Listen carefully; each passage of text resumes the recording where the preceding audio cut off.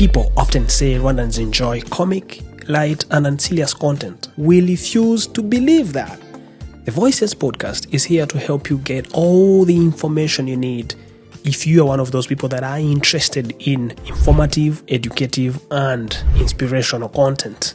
The Voices podcast is hosted by Arafat. We're here to give you all the information that you've been yearning to get in Rwanda. If you're one of those people, then welcome to the Voices podcast. Yeah, the Voices podcast. Trust is a major issue. There's still a whole lot of people that do not trust financial institutions, whether you like it or not. Really? Yes. There is a major trust issue between individuals and financial institutions, be it formal or informal. For the informal, they still trust him because they feel that I know this man that collects this money every weekend. I know his wife. I know his house. I can go and knock his door and collect my money at night. So there is some level of trust within the informal space. Other things, poor customer service. You get to do a transaction and your money fails, and you have to go back severally before you get your money back. These are real things that happen. Long queues when you go into banks. These are challenges. Then, of course, they have issues with charges. That, we discussed charges today. That when I do a transaction, they charge me this much. When I do this, they charge me this much. If I have my means of keeping my money in cash, and I'm not paying charges where I'm keeping my money, I'm saved from charges. So, speaking directly to your question, why do people avoid banks? That's a major issue. Trust issues, charges, customer service, are part of the things that I have seen along my career. And as financial institution, as a bank, these are the things that we constantly work on. Reviewing weekly meetings, monthly meetings, making sure that the perception of the general public changes about the banks is a major focus for, at least for any Nigerian bank. Hello, everyone. Thank you so much once again for joining me at the Voices podcast. My name is Arafat. Today, we are honored. We have a special guest in the studio. Today, I'm joined by someone who is really well experienced when it comes to banking and financial inclusion. Today, we are talking about financial inclusion, but also we are focusing on saving among young people in Africa. Today, we are looking at why many young people in Africa don't really consider saving as a serious thing. And of course, do they know why they're saving? Are they looking at saving as something that really can advance their, financial freedom?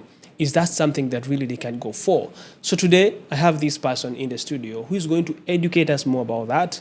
And of course, it's better someone who has many hats to introduce himself. I'll let him tell you who he is. Hello, good afternoon, big man. Thanks, Arafat, for having me. So just by way of introduction, my name is Adelui Olajide, and I've been within the financial inclusion space for a while. My main line of experience has been in banking for close to 2 decades now. 2 decades? Yes. Wow. Yeah. I've gone through the part of investment banking, commercial banking, strategy, digital transformation, and most recently within the financial inclusion space. That's been an interesting journey, and I guess that's why you have told me to speak with you today. I'll be glad to speak more elaborately about what we do within the financial inclusion space, and also savings as an issue that affects and cuts across Africa. Seriously, there's one thing that caught my attention when I thought about this topic. To someone out there who is watching, who would love to know what is financial inclusion, what is in that package of financial inclusion, and why is it key? Yeah, thanks. Yeah, of course, as plain as it is in English, financial, it's whatever has to do with money. And inclusion is bringing people into that space. That's just to put it very mildly. But it's quite bigger than that. It's quite bigger than bringing people to money. It's about letting people have access to things that can make them relevant in terms of their finances. today, majority of Africa still put their money under their pillows, dig it under their carpets, and have different ways of keeping money without necessarily getting into that space where they can be properly accounted for. To go further into details, financial inclusion is taking banking and its services to areas where they're underbanked, where they're underserved, and getting them to have access to these tools and make them better people. So simply, we are looking at how can we ensure that even people who don't have access to banks close to them, they can find a way of saving their money or keeping their money in the bank. Yes. You are availing opportunities or these services even deep to remote areas. Absolutely. So now you're going to details of how we go about financial inclusion. What I explained to you is just to try and make it as simple as possible, that the whole objective, the whole idea is to get you into that space where you can have access to all the tools, all the usefulness of how to turn your money around. If you're financially excluded, it doesn't mean you're poor. It doesn't mean that you don't have a business or you don't have a means of livelihood, but only means that you are not accounted for within the financial space where banks and financial institutions can provide services to you. So in terms of how this is done in several ways. Of course, banking is the first fundamental of this, which means that what we're trying to do is to bring them under the banking regulation.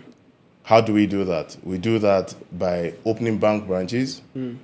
Of course, here in Rwanda, you have a lot of telcos that are offering mobile money.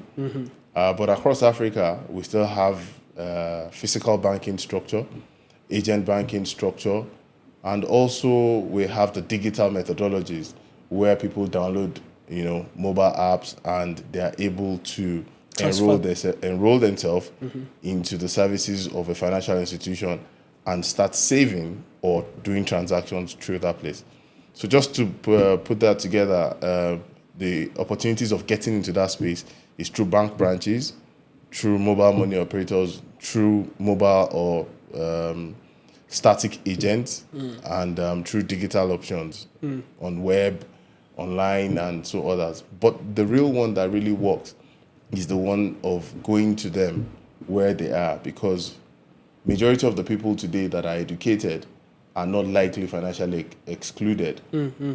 So for those that are semi-educated or semi-literate, as it said correctly, are the ones that would have these challenges. And these are the people in the rural areas that have difficulties in accessing internet, have difficulties in going to bank branches. These are the people that you really want to target. If you look at Africa as a whole, if you look at the total percentage of those that are financially included, maybe 70% belong to that category, where they don't have access to internet, they don't have access to bank branches, and that's why we use agent banking to go there.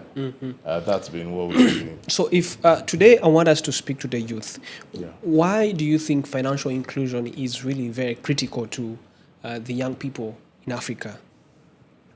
Yeah, the dimension of the African people, the young African people, is moving very fast towards being digitally savvy, knowing what they want, being able to reach different, making the world a small globe where they use internet to access different things. So I'll say the progress that we have made in terms of financial inclusion, in terms of visibility, has improved over the years. Why is it important? It's important to them because that's the means where they can elevate themselves from operating at that just medium or low level to a higher level. I mean, what are some of the trends that you see are you seeing in your financial behavior across Africa that perhaps young people can really tap into? Or is there something that you see that young people in Africa are not really going into that perhaps is a challenge to what they're going through when it comes to being financially free? Yeah, so for young people, one of the major challenges that I have observed is prioritization. The young people, the new generation, Gen Z, Gen Z. The new generations, they struggle with prioritizing what they want to do. And taking it a little bit outside financial inclusion, taking them further, taking them higher than where they are, will require a lot of prioritization. At the young age, all they want to do is exposure. They want to be on the internet. They want to have fun, and not necessarily prioritizing what the future should look like. That doesn't take away the fundamentals of the issues. I mean, I'm sure we're going to discuss what the issues are. There are fundamental issues around Africa as a continent, and our cultures. There are cultural barriers. There are quite a number of fundamental issues, which, of course, I'm sure that you will be interested in also knowing that as well. What are some of those cultures are you talking about? Because now, look, we know that, I was reading today and I saw that China, when it comes to saving, because when you look at financial literacy, financial inclusion, also includes saving. Yeah. It looks at also saving, ensuring that people save. And now, because we're talking about youth, how do we ensure youth save? But before we go to that, is saving part of the financial inclusion are you working on? Yeah. So savings is the biggest part of financial inclusion. Really? Yes. Taking your money out of where you have been keeping it, because we do not assume that everybody is poor. So let's get that out of the way. Okay. I mean, poor is relative.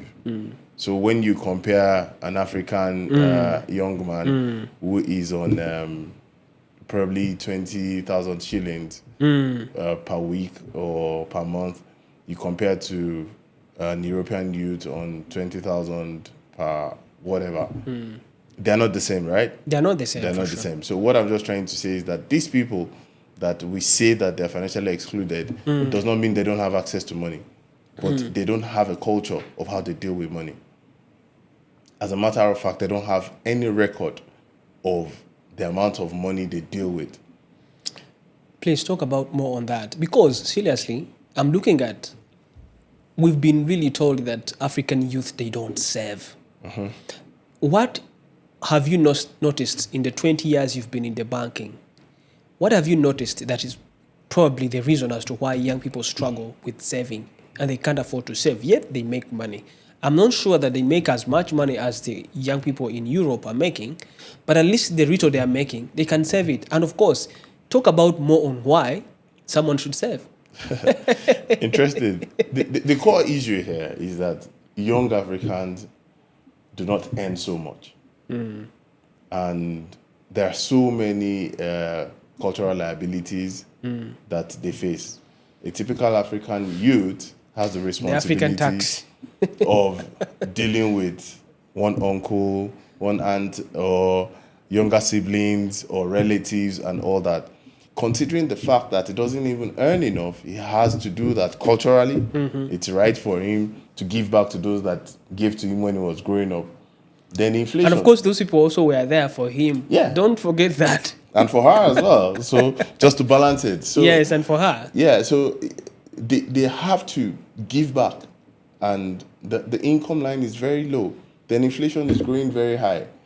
So the fundamental issue is there that they don't have enough before they can start moving to saving. So that's a fundamental issue. We should understand that they don't earn enough for them to save because of these different issues that they're facing. Inflation, not earning enough is part of the fundamental issues. But now, but of course, that does not become an excuse as to why someone should not save. Because let's see, is that the answer that maybe people should not, because they have all that burden, they shouldn't save? We need to look at it in a way that, I'm trying to say that, let's say you're earning, 1 million naira, let's assume. Yeah. You're earning 1 million naira, and maybe your expenses are like 300,000. Maybe That's not possible. That's not possible. That's your expense is 30% of what you earn? No. You can make it 30%. That's what I believe. Expense it to be more. I mean, what I'm trying to say is that sometimes we determine what our expenses are going to be. That's the truth. Let's use Kigali, for example. Let's use Kigali. Yeah. For example, in Kigali, by the way, Kigali life is going to be really very hard if I talk about Kigali, because for me personally, I hate how Kigalians live. I hate it so much. Why? Look, you find someone in Kigali. Here in Kigali, people live with standards of their neighbors. You see? If my neighbor is living a certain standard, I make sure I cope up with that standard. I will live that standard. People here don't live their standard. They live their neighbors, their friends, their relatives. Peer pressure. Peer pressure. Yeah. And this peer pressure is not even in youth. This peer pressure is still even in older people in Kigali. I don't know how it is in Nigeria, but here I'm telling you about Kigali. You find that if my kid is going to a school maybe where they pay, let's say, 500,000 Rwandan francs, which is almost the same as 500,000 naira, I will make sure, even my capacity is, let's say my capacity is 300,000, I will make sure I take my kid to the other school of 500,000. I'll borrow even 200K to add on to make sure that my kid goes to the same school as my neighbor. That's the challenge we have here. So that's why, if we are to compare Rwanda and Nigeria when it comes to that, I'll be biased about that, because I'm not sure that, I am 100% sure Kigalians don't live their life. Majority. I'm not saying all of them, but majority don't live their life. They live other people's life. So that's why, if I am to analyze that, I look at it in a way that most people push themselves in a shell that they don't deserve to be in. You find that you make it, let's say you're earning 1 million, as I had mentioned earlier, that you're earning 1 million naira or Rwandan francs, and you're renting a house of 500,000 or 400,000. Is that logical? It's not. It's not. You might say that the inflation is high, rental is very expensive. I will understand that point, but I'll still bring up another point. You can still find a house, even far from where you want it, that is equivalent to the money you can afford to pay, so that you can remain with balance to save for the future. That's how I consume this. So some people, they refuse to save. Yeah. I think intentionally. So sorry to interject. So let's look at it from two sides. As we started, we said there are structural issues and there are man-made issues.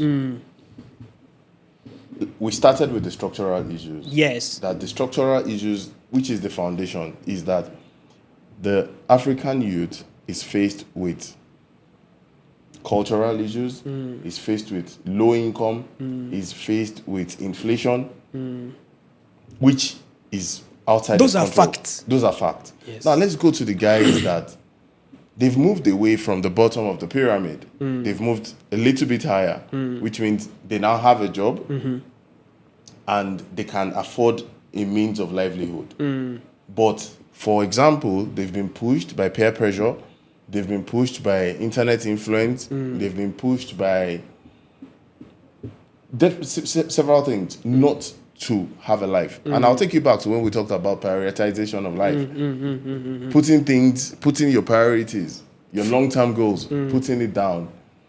What are you fighting for? What exactly is your journey? So those are the other part outside the structural issue. We talked about prioritization. And now we're now saying that what can be done, right, to improve this. First is you have to prioritize. That's very key. That's very key. 2, we have to identify their major issues. A lot of them are now, and we have moved away from the bottom of the pyramid, right? We have moved a little bit higher. A lot of them are exposed to different things.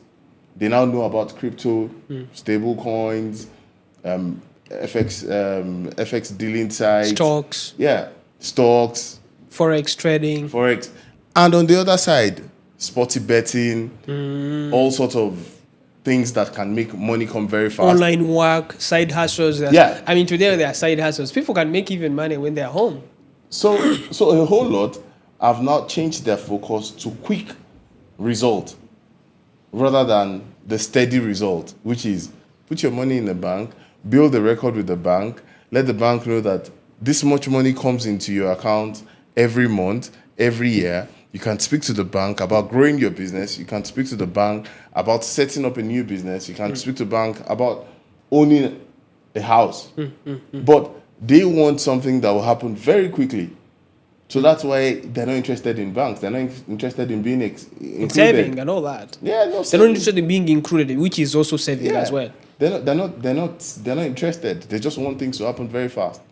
That's a big challenge, and that's what data is saying. Based on your question, that what have we seen? They don't want to go through the ladder. They just want everything to happen very fast. That's another challenge.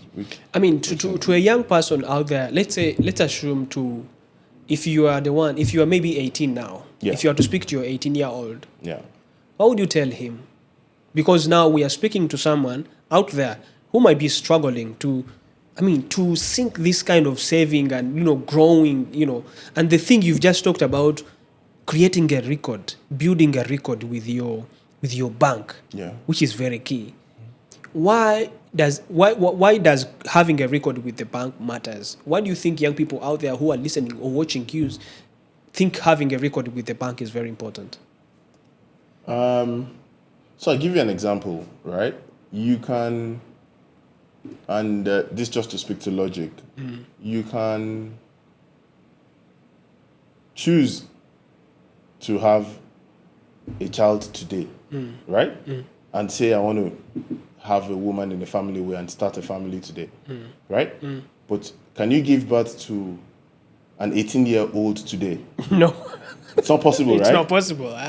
It's not possible. You have to raise that kid to that age. You have to start from conceiving, from finding a wife, yes, to conceiving, to raising, and making sure that the person lives and does not die before 18, because you have to give the person good food, right? That's exactly how it works in banking. I like that. I like that logic. I like that logic. You're not just going to wake up one day and say, you know what? I've been using informal means of doing my transactions all the while, but I have money. And the people around me know that I have money. So bank, give me money. It's like giving birth to an 18-year-old in 2 weeks. So you have to go through the journey. So today, saving, withdrawing, passing your transaction, processing your transaction, and letting the bank know you might look like, what does it do to me? It does nothing to me. But in the long run, the bank needs to know. The bank needs to look at your journey. When you started from 10 to 20 to 100, and knowing that you're a credible person, you have integrity, and they can now trust you. And you're a trusted client to them, because it also matters. It they does say, matter. this guy has been with us for 10 years, and this is all the money he's done with us. So why can't we really look into his record? So to that young guy, to that young lady that is listening, it's quite important that he or she does not give up on banking. That, look, I have to let the bank know what my journey is. Sure. This is how my journey is, and this is how I've been growing, because there will be such a time where you need to speak to a financial institution. And regardless of the financial institution that eventually helps you, your record with just one is enough for anybody to be able to appraise you and help you when you need help. Seriously, how much does economic crisis, because now the world is going through a lot of crisis, and mostly economic crisis every country is suffering from economic crisis. We're having a lot of inflation around the world. Yeah.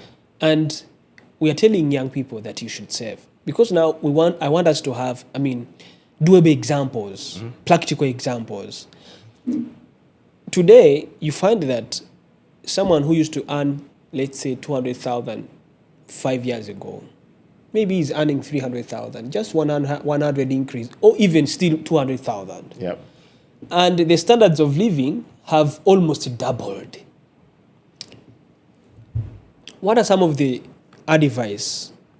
What are some of the tricks you can give this person to use as a banker to at least stay on the track of saving? So one of the products that the bank offers is what we call overdraft. And overdraft simply means that I want to draw. I want to withdraw against what I do not have. So you want to take from what you do not have. Haven't convinced the owner of the money that, look, based on my history, money will come back into this account. So there are several products within the banking space that caters for that. And that's why a bank opens its door every day for business. It's not just to take your money and keep your money, and whenever you come, it's also to meet you at your point of need. So life changes happens, and there are structured, loans for people or businesses that face struggle, especially using the scenario that you just described. Another thing people continue to say that all this is brought by financial literacy. People lack financial literacy. People are illiterate about financials or they don't have financial education.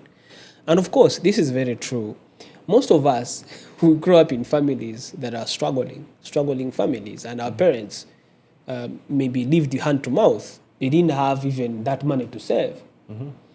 And growing in that culture, and you end up in this era of wanting you to save so you can secure your future, where it seems to be like the only way.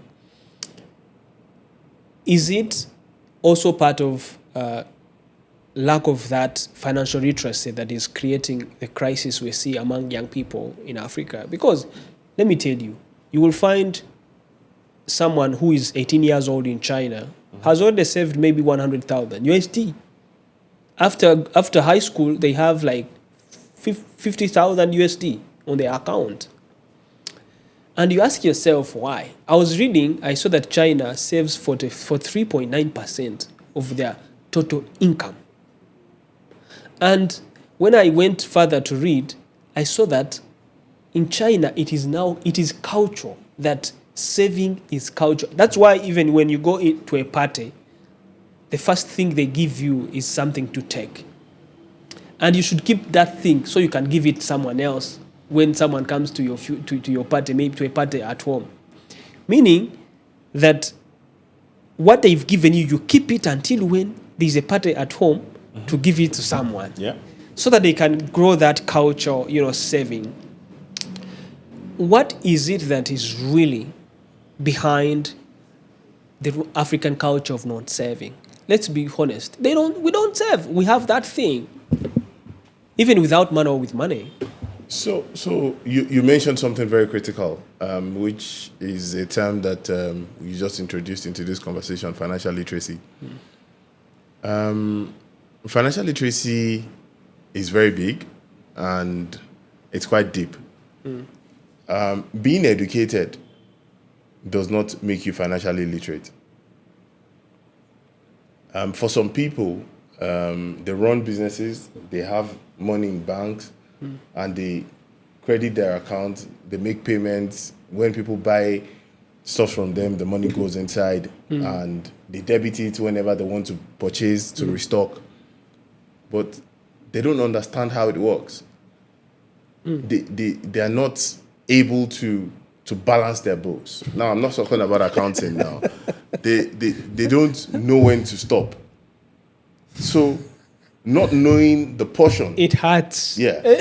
So as an individual, not knowing the portion to save out of your income, not knowing the portion to gift out of your income, not knowing the portion to use on unnecessary activities.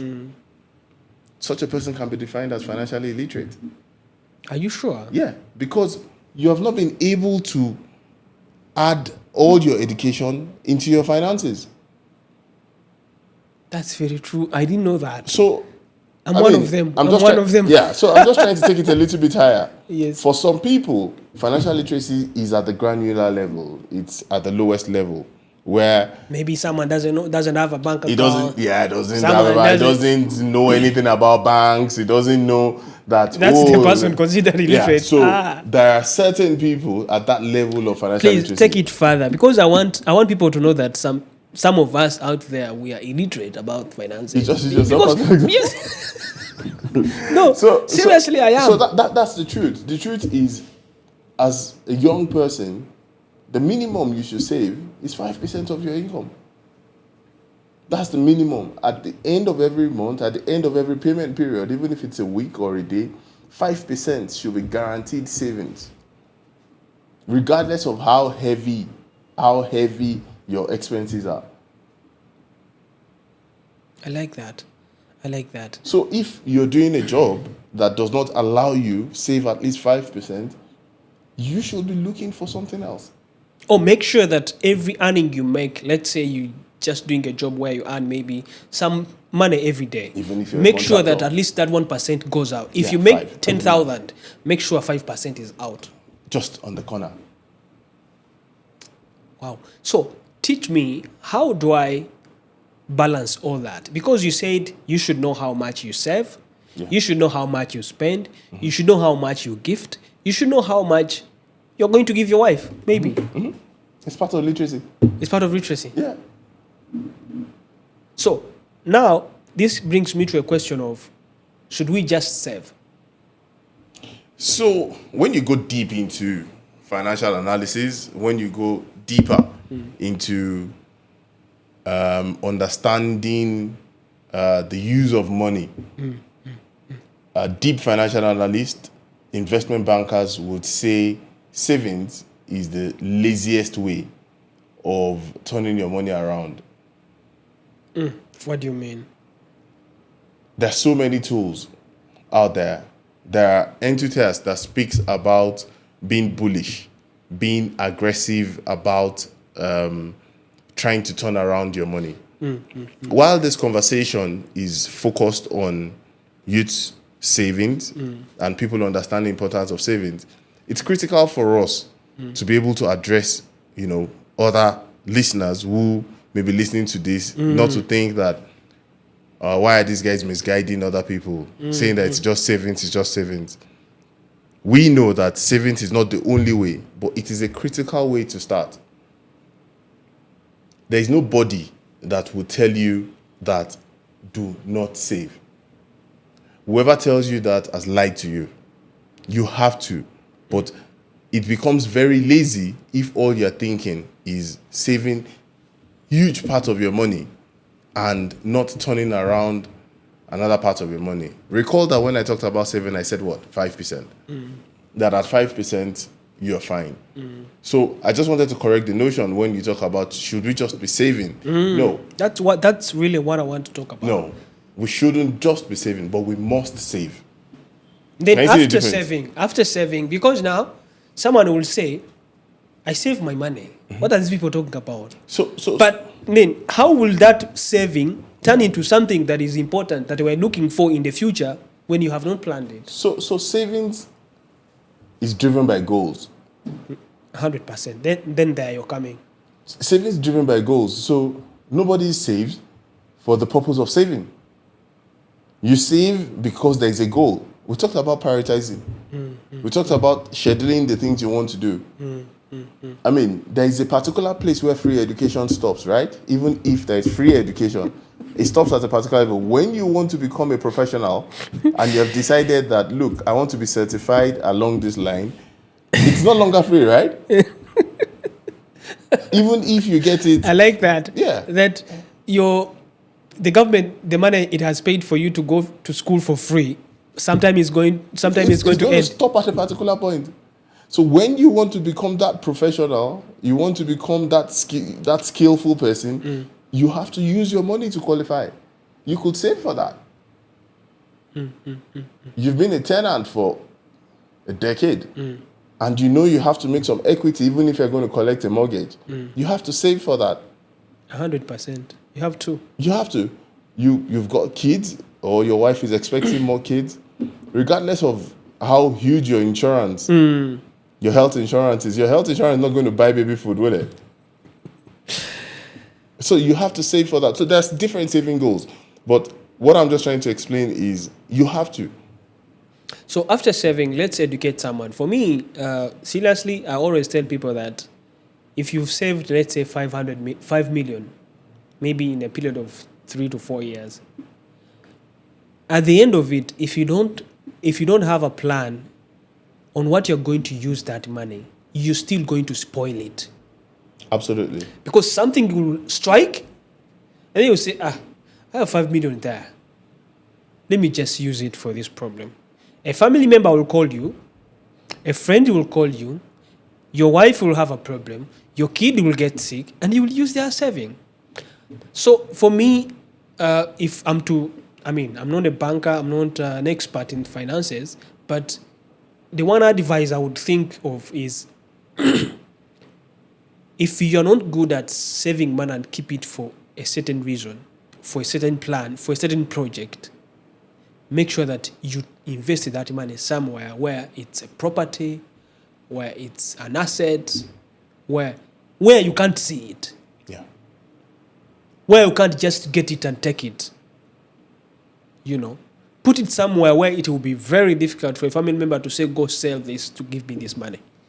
Because as you mentioned earlier, that cultural problems, where we come from families where we've been brought up by other people, and we need to pay back. Brother, let me tell you, always you're going to pay back for what you've used. If your family member, if your brother, if your sister has done something for you, that moment will come where you will have to pay. Give me mine. It's my turn. It's my turn. Yeah. It might be your turn. It might be your son's turn. It might be your daughter's turn. They're going to demand for it. They're going to demand for that. Yeah. So I want you to help me tell someone that what do they need right now? If there's someone struggling outside here with saving or with developing, they know they're making money, but they can't see where their money go. I have friends of mine, like two of them. One was telling me, I have this problem. He's a good friend of mine. Let me tell you this story. The guy was telling me that I make a lot of money. But of recent, his wife told him that, did you know that you are actually one of the extravagant men I've seen in the world? This guy does not drink. This guy does not do anything that is behavioral that takes money.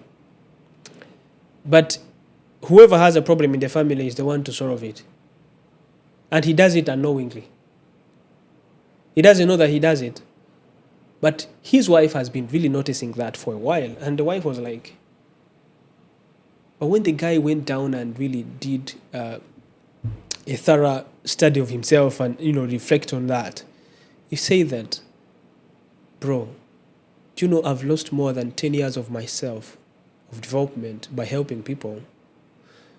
What do you say about that, helping relatives? Is it really very important to immerse yourself much into helping people when you're not even yet standing on your own? As a financial expert and a current banker, I understand there's a place for culture and there's a place for professionalism. The most important is to be able to put the two in a parallel line where they never meet. Is it okay for me to advise people to disregard certain aspects of their culture? Maybe not. But is it okay for me to let them know that if you don't save and you don't prioritize turning your money around, you're going to get hungry, you're going to get broke, and you're going to get into trouble, then I have to. Yes, I must say it.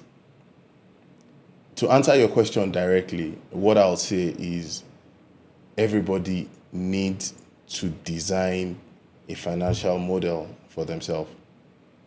As I said before, know your expenses. Know what you should save. Know what you should expend. Expense is part of what I said. Giving family members money and solving other people's problems.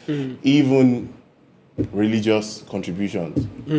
They are part of ways where you spend your income, right? Or it doesn't happen around here. It happens a lot. Come on. People contribute to... What are you talking about? People give even houses. So those things are part of the things that they're part of our culture, right? But if I were to advise, I would say that you must, as a young person, prioritize and learn from the mistakes of our parents. That, look, why didn't my mom and dad get to this particular level, when you look back, you see how much they've expended on helping people, solving other people's problem. It doesn't mean you stop. You could just do yours. Maybe they did 100%. You could just limit it to 50% so that at least you can get your goals right. So if you have a goal, the problem starts from not having a goal. That's why you have saved so much for 2 years, 3 years, and a relative comes and talks about one very critical surgery. And you give out 30% of it. And you give it out. The only reason that would happen is because you don't have a goal.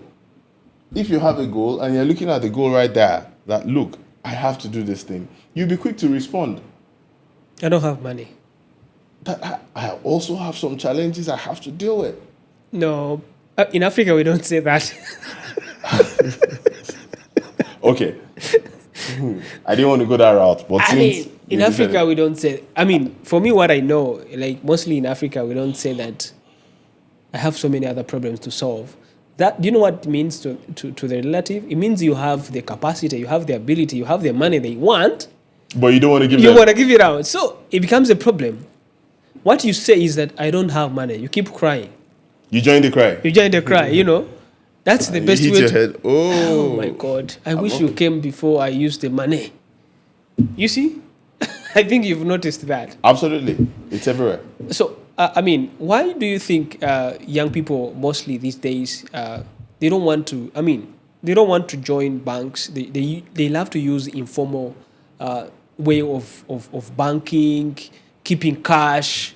And of course, as you mentioned earlier, that it is really very critical to save your money to the bank because it helps the bank to track your record of saving and record of working so that they can maybe trust you in the future and give you a loan or trust you with, a mortgage and all that. What have you noticed that keeps young people, into informal savings and keeping cash? Because the more you keep cash, the more you are going to use the money. Or what are you doing about that? Trust is a major issue. There's still a whole lot of people that do not trust financial institutions, whether you like it or not. Really? Yes. There is a major trust issue between individuals and financial institutions, be it formal or informal. For the informal, they still trust him because they feel that I know this man that collects this money every weekend. I know his wife. I know his house. I can go and knock his door and collect my money at night. So there's some level of trust within the informal space. Other things, poor customer service. You get to do a transaction and your money fails, and you have to go back severally before you get your money back. These are real things that happen. Long queues when you go into banks. These are challenges. Then of course, they have issues with charges. That we discussed charges today, that when I do a transaction, they charge me this much. When I do this, they charge me this much. If I have my means of keeping my money in cash, and I'm not paying charges where I'm keeping my money, I'm saved from charges. So, speaking directly to your question, why do people avoid banks? That's a major issue. Trust issues, charges, customer service, are part of the things that I have seen along my career. And as financial institution, as a bank, these are the things that we constantly work on. Reviewing weekly meetings, monthly meetings, making sure that the perception of the general public changes about the banks is a major focus for, at least for any Nigerian bank that I know. So keeping trust is something that is really very key for the banks today, or especially in Nigeria. Yeah.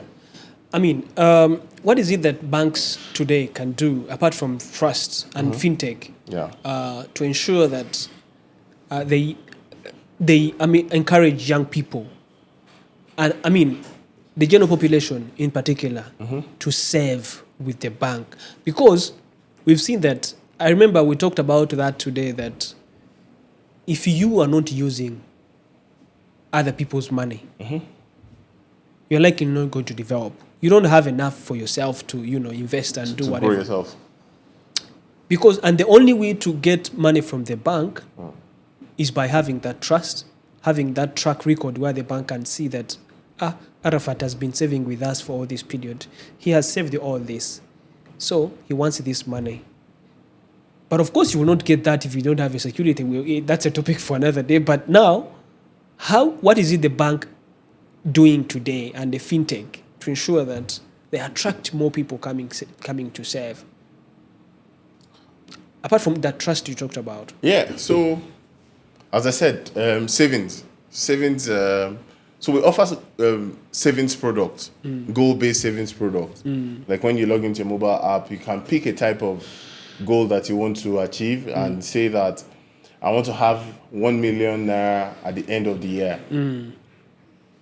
The product will help you divide it how you want it to be deducting it and helping you saving it somewhere. That's one of the products to encourage saving, right?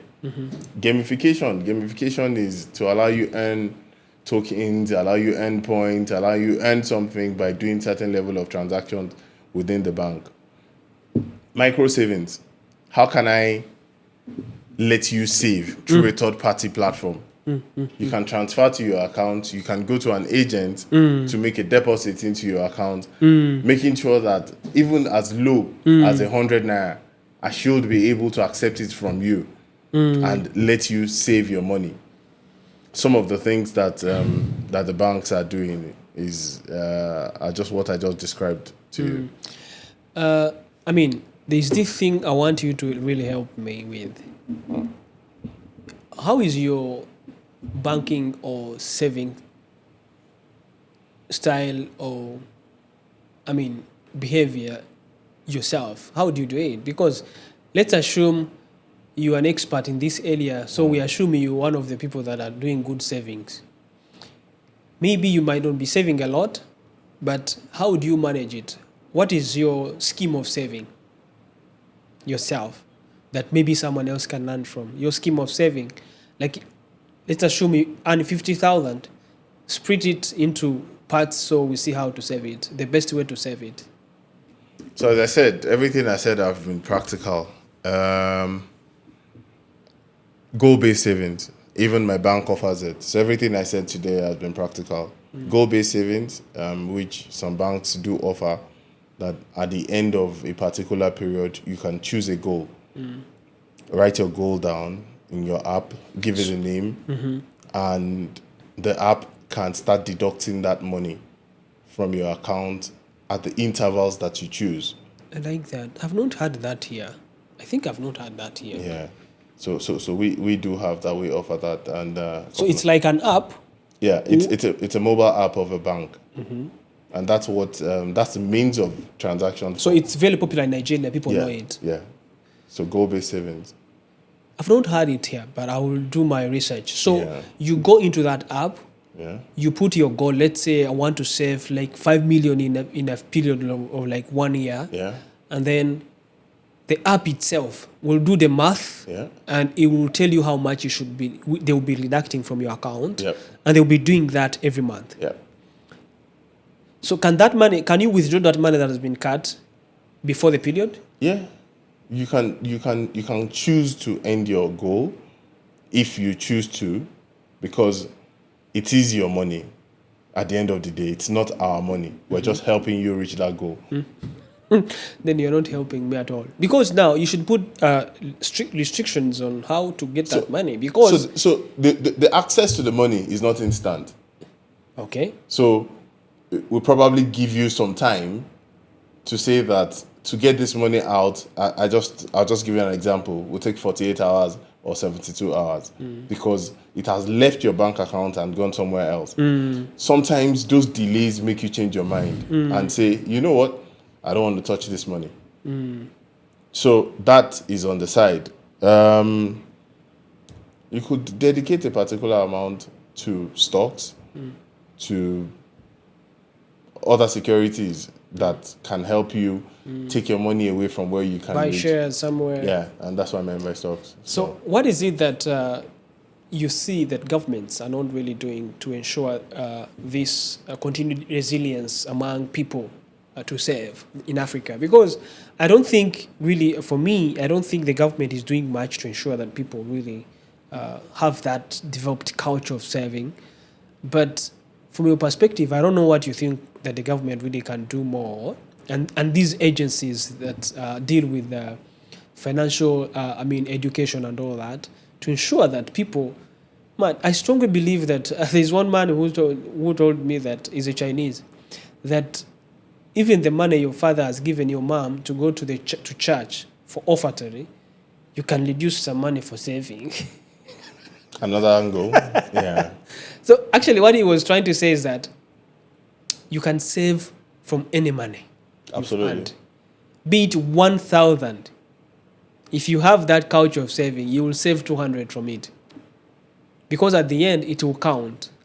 So what is it that you see that governments are not doing? Or what is it would you advise as an expert that you've seen all for this period that perhaps is a gap that needs to be covered to ensure that people really take on this thing of saving for the future and do really see our continent developing? So for me, I think the responsibility of savings is not the responsibility of the government. I see here in Africa, generally, not even beyond Africa, a whole lot of people try to make everything that doesn't work well the problem of government. I'm also becoming a problem because I've mentioned the government now So in this topic. I just thought, let me clear you that it can never be the responsibility of government to make you save. Maybe one of the agencies of government, National Orientation Agency, that constantly push information out there to you, can keep telling you the sort of conversations we're having now, sending messages to you why you should do this and making it part of curriculum and forcing people to learn it. But I think what the government can do, I would rather rephrase that to say, how can government take youth out of poverty? Because the whole idea of this conversation of savings and African youth is to ensure that they move away from the bottom of the pyramid and move up. The whole idea of savings is not just a topic. It is a means to an end, right? If you save, it's for you to be better in life financially. Are we together on that? Sure. So if the government is coming into this, I'll say government should provide avenues for people to acquire more skills. I'll say government should provide funding for financial institutions and bring, certain costs down for people that have certain skills. So if you have been trained by certain institutions backed by government that can make you acquire certain skills, maybe government through banks, through partnership with banks, which happens at least in Nigeria today, through partnerships with banks can fund it. You have skills in making shoes, for example, and government have provided institutions that can train you when you probably left school and you're still looking for a job, you don't have it, on how to make shoes, how to access leather and how to do that. You've gone through that training. You should be able to access some loan that would let you develop. And maybe one of the pre-qualification for that is that you have probably saved, you have a pattern of savings for some years. I mean, all this is just coming out from my head, not like it's a product somewhere that I've read this from. But if you have shown some level of decency over some years that I have a good relationship, I save, I've been able to save 30,000 over 1 year, over this, then maybe I can give you 300,000 for a 5 years loan because I can see your pattern. In our space, you call it equity contribution. That look, for this business, let me put my own equity into it and the government to give me a loan at a cheaper rate. So I am not of the school of thought that government should encourage savings, like do something and force you to save, and that it doesn't make the economy a perfect economy. Oh, wow. I didn't know that. For me, I thought really this also falls in the hands of the government, ensuring that they can, advance saving and all that. But also coming to, I want us to look at, people think that when you're doing good savings, it is automatic you're going to develop. If you're good at saving, some people jubilate and say, I've saved 10 million, so what? That's the question now. So what? Going back to what we said, that if you're not saving with a priority, with a reason, with a project you want to fund, then don't save. Don't save, because that money at the end of it is going to be used for something you didn't plan, because of course you didn't plan as well. But let's look at the banks. In Africa today, many young people who want to go to the banks, even these ones you say, even ones that have saved this money, that have this track record in the bank, that have really been working with the bank, the interest rate is very high. And you know yourself that most of the banks in Africa, the percentage is above 15 interest rate. So this also brings me to the government. Why can't really the government see how to put a subsidy? Maybe now I've shifted from saving. This is maybe one question that has come up, to see if we're talking about saving, or we're talking about prioritizing and seeing what to do in the future. This also should bring us to, how can banks make it easy for people to access money? You see? With that interest rate, do you think it is something motivative? Something that can motivate young people to say, okay, let me save, at the end I'll get money. Because when you give them that interest, they say, I can't easily make money of this kind of interest. What do you think makes banks keep the interest up, and it keeps going up instead of going down? Yet they are making money. They should actually be contributing to ensuring that people get loans at a cheaper interest rate. So interest rates is determined by different things. We don't know, for us who are out here. Okay, so I'll speak a little. In running an economy, there is a part for the fiscal and the monetary policy, where the instruments of government, the central bank, and the finance ministry have different tools to make sure that the economy is balanced. I'm just trying to make it as easy and as to understand for several people. Now, you cannot unilaterally change interest rate for ease of balance of payment. It has to do with what is available. If you set up a shop, and I want to make a layman example. You set up a shop today where you sell soft drinks, biscuits, and all that. You go to the factory and you buy each one for 100 francs, right? When you get to your shop, you can't sell it for 100 francs, can you? No, because you don't make profit. You have to consider transportation, rent, and even cost of you as a person, because you have to Earn from it. You have to earn from it. So maybe you sell it at what? 130? Maybe. Now, if you have saved your money in the bank today, and for example, the bank gives you 5% on that money. If the bank, you have saved 100 francs for 1 year, and the bank gives you 105 naira at the end of the year. For the bank to give you 105 naira, or francs, or whichever currency we're going to use now, the bank must use that money to generate the other 5. to generate that 5. I see. And what the bank will use the money for to generate that 5 must generate more than 5. Very Right? true, very true. Because they have to make money also.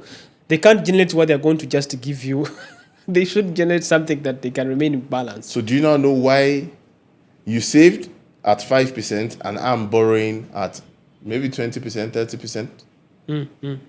Because They also need to make money. they need to make money. They need to make sure that there's somebody there answering you anytime you come. They need to make money for you and make money for themselves. That's it. So can you understand the difference now? Okay. So that simply is what determines the interest rate. Yeah. It's beyond that, right? I just use that as an example.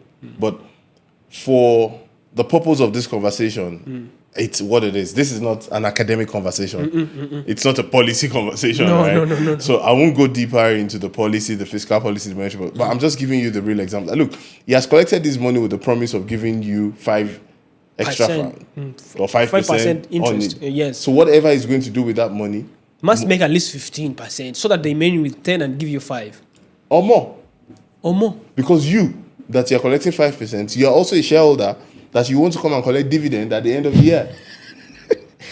The game is long. It's a long game. So do you understand now? I understand. So you have invested in that bank for them to build the whole structure, to do everything they're doing. Secure your money. Yeah. Make sure they have sleepless nights thinking about how to protect your So money. at the end of the year, you're going to say, hey, where is my money? And if the bank tells you that, look, we didn't make a lot of money, what do you say? Sell the shares. I don't want to gain. I get it. So, but also that one does not really exclude the fact that, governments should put in incentives for young people to, get money at a lower interest rate that is not considered to be a commercial kind of interest rate. Where is the government getting the money from? Where is the government getting the money from that they want to put in that money to give lower interest rate? Let's speak about that. Mostly gets it from us. Exactly. Mostly gets it from us. Exactly. So that's the thing. So it's a cycle. It's a cycle. So it keeps going round. So you want government to give you more money, right? Now this is a real conversation. You want government to give you money, and so that you can get cheap interest rate. For government to get the money, they will come back to you and tax you. So, so you're not dealing in big money, but your real value is still small. So so the more you ask from the government, yes, the more they will come to you. That's you. They can only tax you. They're not going to steal. That's very true, man. They're not going to print money. How often do we speak about that? Because that's really very important. That's the reality. So it's really coming to this point that the more you ask the government, the more you're straining more yourself. Yeah. Because you are the government. Yeah. The government does not, in an ideal situation, no government is going to print money to meet your needs. They're just going to come back and say, okay, don't worry, next year will be a better year, we'll fund it, we'll do everything. And you will see them coming up with new avenues of collecting revenues from you, and you realize that after 8 p.m., somebody's charging you for parking. Then hold on, why are you charging me for parking? Don't talk about parking. I'm sorry, parking is now a problem. Most people are telling me there are some buildings now you go to. Yeah. You pay parking, but the time you spend driving from the parking to the exit, the machine has already started charging you again. You ask yourself, I paid. It's because you're asking for more. Asking for more. So when you ask for more, you get more. As we maybe get closer to the end of this conversation, yeah, where would you want to see African youth in the future, 5 to 6 years? Or where would you want to see financial inclusion growing and reaching to a certain level? I assume now you have a certain level you want it to be. You have those targets that you want to see happening. What is it that now are you targeting seriously? What would be your target 5 to 6 years when it comes to financial inclusion and mostly, in particular, savings? Digital first. So what everybody's doing is digital first, and that's what we want. That create awareness about electronic banking, USSD banking, using the feature phones, making sure that everybody is aware of what these capacities are. Of course, we're in the age of AI now, where machines and robots think, and there are predictive analysis of things that can happen to you. So if you ask me that, what are we doing within our space around financial inclusion, of course, which is taking banking to the rural people, taking banking to the underserved and underbanked, it's leading the journey through digital. And that's our main focus. Are you also ensuring that people have access to the internet and smartphones? Because banking also comes with, if you're taking all those services deep down to remote areas, I think what is still affecting Africa today is mostly access to, devices.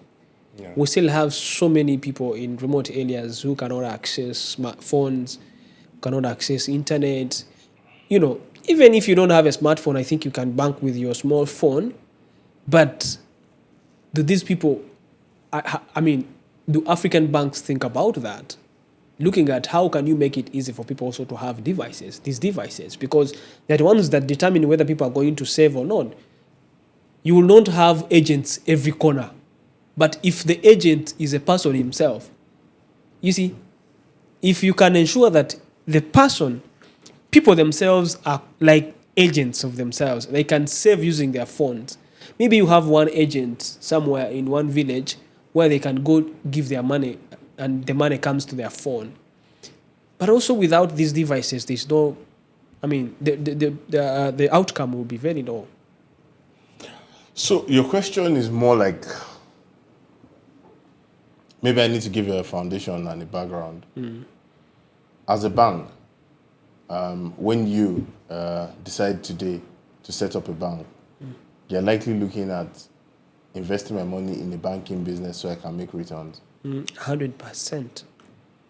A part of you and the income you have made is what you dedicate to corporate social responsibility, which is giving back to the society. I'm answering my question from that side because the banks cannot solve the entirety of the problem of financial exclusion. They cannot. What they can do from the aspect of devices is provide interventions. And these are the interventions that is needed to make Africa really great. The interventions includes, funding the right businesses, ethical businesses, sustainability that aligns with the sustainability goals, ensuring that in the process of giving back to the society, we provide access to finance at low rates, access to devices as compensation, or maybe certain interventions in certain communities. But as an institutional attack into the areas of not having, these devices, it can only provide so little because it is first a business before being a moral entity.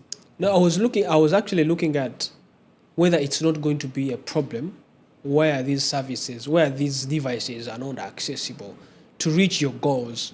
Because you cannot solve it, but at least you can advocate for it. I want to give you, just to play devil's advocate. Today, the bank decides that to make it cheap, right? You have to be part of it, right? Which means you're part of the production lines. If you wake up tomorrow in this age of AI to set up a factory, gestation period, maybe 2 years, 3 years to get it ready, right? If you wake up tomorrow and you hear that the guys in technology, banks are not technologies, right? They're just on their own. They are keeping your money. Yes, fintechs have moved to technology. And you realize that tomorrow, your method of communication has now become a chip on your finger. All the money invested in phones, what will happen? We're in the age of AI, right? Very true. Where things are moving very, very fast. Banks are in trouble, seriously. So if the method, then what becomes the use of a phone? Once you have a super agent that can debit your account and pay for your petrol just because you said it to that device, why am I investing in it? You don't need to. Seriously, AI is driving the world so fast. So it begs for, where does the bank play? Should they just focus on their business and let technology do its own? So speaking about those devices and sponsoring those devices, these are the things we do all the time. In fact, we run trainings for people, financial literacy trainings, symposiums, webinars, conferences, where people come and talk about things that can be done. And even in my bank, there was a point in time that we had over 100,000 phones to give out, which we did. That's very good. So I don't think it can solve the problem, though. It's just going to solve, a bit, and that's why I call them interventions from different institutions to solve this. Wow, that's wonderful. So, is there anything that is very, very key to someone watching about financial inclusion and financial literacy that you would say as we end the conversation today? If someone is struggling out there, saying, I've been misusing my money, I've not been good with my money, but I need to change, what would you tell them? I'll tell them that prioritize, set a goal, and save towards your goal. That's for that person that doesn't know how to manage his money. But I would say that every one of us generally should be an evangelist of financial inclusion. Here in Rwanda, not a lot of people deal with cash. In Nigeria, we're still working very hard to take cash away from the system. Policies are coming out almost on a daily basis, trying to reduce the power of cash in the system. Once the entire society, you as an individual, is responsible for telling people, get included, go, give me a bank account for me to pay you, get yourself included in the banking system, then it can become an overall goal for everyone to bring people into the system. To our viewers, we appreciate your time and thank you so much for watching the Voices podcast. Please, if you've not subscribed and you're watching this, go and subscribe and share. We will appreciate. And of course, we will continue giving you very educative, informative, and inspirational content at the Voices podcast. You've heard it from the expert himself. If you want to have progress in your life, if you want to save, you should save for a purpose. If you're not saving with an intention or with reason, or if you don't have a reason to save, you don't have to do that. Just go eat your money. Otherwise, saving is very key when you have the reason to save. Bye for now. Thank you.